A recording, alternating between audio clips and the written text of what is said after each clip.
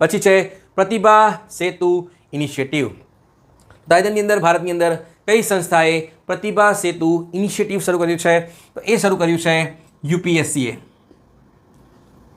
એટલે કે શું કરવાનું છે કે યુપીએસસીએ જે આ પ્રતિભા સેતુ ઇનિશિયેટિવ શરૂ કર્યું છે, પોર્ટલ શરૂ કર્યું છે, તો ભારતની અંદર જેટલા પણ વિદ્યાર્થીઓ છે એ યુપીએસસી એક્ઝામ આપી રહ્યા છે, પ્રી ક્લિયર કરશે, મીન્સ ક્લિયર કરશે, ઇવન ઇન્ટરવ્યૂ પણ ક્રેક કરશે, તો પણ એમનું સિલેક્શન થયું નથી।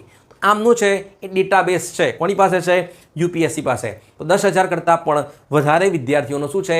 ડેટાબેઝ છે, જે ફાઇનલ મેરિટની અંદર નથી, કે સિલેક્શન થયું નથી, કે જેમને પોસ્ટ નથી મળી। આ કોને રિફર કરશે?